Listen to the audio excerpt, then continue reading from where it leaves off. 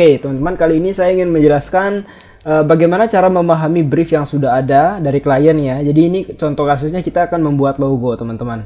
Nah, untuk contoh kali ini saya menggunakan brief yang ada di 99 Design ya, teman-teman. Jadi anggaplah kita punya klien orang luar negeri gitu ya, yang menggunakan bahasa Inggris gitu ya. Nah, jadi teman-teman, semisal kalau teman-teman tidak terlalu paham bahasa Inggris gitu kan, kalau paham ya alhamdulillah gitu ya. Ketika teman-teman yang agak susah memahami brief bahasa Inggris, teman-teman bisa menggunakan Google Translate, teman-teman. Tidak masalah ya, kita gunakan saja fasilitas yang ada. Jadi ini contohnya brief seperti ini ya, saya copy brief ini, saya pastikan di Google Translate, saya pasti aja seperti ini. Kemudian translatekan menjadi Indonesia misalnya. Dan berikutnya teman-teman harus sediakan yang namanya notepad, teman-teman, karena di sini akan kita catat nanti ya. Teman-teman bebas mau menggunakan notepad atau menggunakan kertas manual bisa ya. Yang penting teman-teman perlu mencatat gitu aja ya. Mungkin akan saya perbesar teksnya. Nah, misalnya gini, kita akan mencoba baca sama-sama briefnya ya. Informasi latar belakangnya, nama untuk dimasukkan dalam logo. Nama logonya ini Hawaiian Nights ya, Hawaiian Nights. Jadi kita tulis nih Hawaiian Nights gitu kan. Itu nama dari logonya atau nama acaranya. Kemudian slogan untuk dimasukkan di dalam logo tidak ada, jadi tidak perlu slogan. Kemudian deskripsi organisasi dan target audiensnya. Kalau kita baca perlahan-lahan ya. Jadi di sini sebenarnya kita akan membaca kata kunci, teman-teman. Misalnya, kami adalah klub pria yang mengadakan pesta untuk mengumpulkan uang untuk amal yang mendukung individu dengan kebutuhan khusus. Nah, jadi ini kan kita bisa catat pria. Kita bisa menulis pria gitu kan. Kemudian pesta. Oke, ini adalah brief kata kuncinya. Kemudian individu dengan kebutuhan khusus tidak usah. Acara khusus ini adalah lelang langsung atau diam dan setelah pesta ya, namanya Google Translate pastilah translate-nya tidak terlalu sempurna ya teman-teman, cuma kita pandai-pandai mengira saja. Acara lelang langsung setelah pesta menampilkan minuman secara gratis. Nah, ini ada kata kunci minuman, teman-teman, kita bisa tulis minuman. Kemudian saya lanjutkan yang memiliki tema baru tiap tahun. Jadi ini sebenarnya sejenis acara yang diadakan oleh sebuah komunitas ya. Kemudian tema tahunnya itu beda-beda, tema baru gitu ya. Jadi ini bukan sebuah organisasi atau produk gitu ya, tapi ini adalah organisasi non-profit. Kemudian tema tahun ini dibangun sepenuhnya di sekitar Hawaiian Nights. Nah, kemudian kita tulis juga Hawaii. Oke, kita tulis Hawaii. Kemudian Nights. Oke, ini kata kunci yang bisa kita catat. Kemudian target audiens kami adalah pemilik bisnis atau profesional dan individu jaringan yang baik di komunitas lokal kami. Jadi targetnya dia itu pebisnis ya. Kita bisa tulis pebisnis. Kemudian itu aja lah ya. Itu sudah mewakili profesional, itu sama aja. Kemudian mereka biasanya berpenghasilan kaya atau di atas rata-rata. Usianya 35 sampai 55 tahun. Ini kita tulis nih usia 33 sampai 55 tahun gitu ya. Kemudian pria dan wanita. Ini untuk pria dan wanita juga acaranya. Jadi tidak hanya pria, ini kita tambah wanita.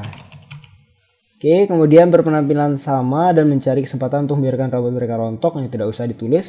Acara ini kelas atas. Jadi acaranya itu kayak high class gitu ya. Tetapi juga pesta besar ini bukan perusahaan yang sumpek. Nah, intinya itu. Jadi dari semua brief yang ada di sini kita mendapatkan beberapa kata kunci ini, teman-teman. Industrinya adalah komunitas dan nirlaba. Nah, ini teman-teman catat kata kunci seperti ini. Misalnya itu adalah industri organisasi pria dan wanita. Targetnya itu pria dan wanita. Jadi universal lah. Kemudian akan adanya pesta, ada minuman, lokasinya di Hawaii, waktunya malam, naik. Kemudian targetnya pebisnis, usianya dari 33 sampai 55 tahun. Jadi ini cukup ya orang-orang yang sudah mapan gitu ya hidupnya. Itu itu briefnya dari segi deskripsi. Kemudian kita bisa lihat lagi deskripsi di sini ya. Ada visual style. Nah, dia di sini mintanya warnanya biru atau aquas, kemudian oranye, ini orange sama yellow. Dia punya permintaan warna nih, teman-teman. Nah, untuk perlu teman-teman ketahui, biasanya klien itu kan tidak harus, ada juga klien yang tidak punya ide sama sekali nih untuk warna, bebas lah kamu mau bikin seperti apa. Ada juga klien yang seperti itu. Ada juga yang menentukan warnanya. Nah, jadi teman-teman bisa menyesuaikan ya. Ketika teman-teman punya klien yang menentukan warnanya kan bagus ya. Jadi kita tidak usah mikirin warna apa sih yang cocok gitu. Nah, kita bisa, tapi kalau teman-teman dapat klien yang tidak ada ide untuk warna, nah teman-teman harus pandai-pandai mengetahui teori warna gitu kan. Misalnya perusahaannya minuman gitu, maka kita kan menggunakan warna-warna yang cocok dengan food and drink gitu ya. Seperti itu. Kemudian ada style attributes. Nah, untuk style attributes ini teman-teman perlu banyak baca. Jadi saya tadi menemukan sebuah bahan belajar yang cukup bagus di Pinterest. Jadi seperti ini ya. Ini sangat berkaitan dengan visual teman-teman. Jadi contohnya feminim dan maskulin. Kalau feminim itu kan biasanya logo-logo yang kayak untuk salon, pokoknya bersifat feminim. Nah, biasanya kalau feminim itu secara visual dia dilambangkan dengan garis-garis yang tipis, yang melengkung-melengkung, itu feminim, ciri-cirinya seperti itu. Ini kita bisa lihat di sini ya.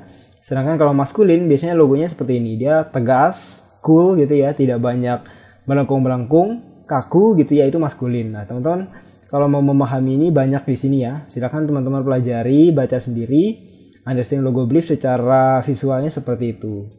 Nah, kalau di sini kan sudah dibikin ya. Pokoknya logonya agak matur. Matur itu artinya dewasa, bukan kemudah-mudahan tapi kedewasaan. Kemudian dia luxurious, terlihat lebih mewah. Nah, di sini kita bisa lihat deskripsi artinya ya. Luxurious itu seperti apa? Ini di 99 Design. Kemudian dia juga ngasih referensi nih, desain inspirationmu kayak gini-gini, kamu bisa mengikuti style-style seperti ini. Nah, ini kan kita bisa lebih mempermudah kerja kita kalau dia memberikan referensi seperti ini.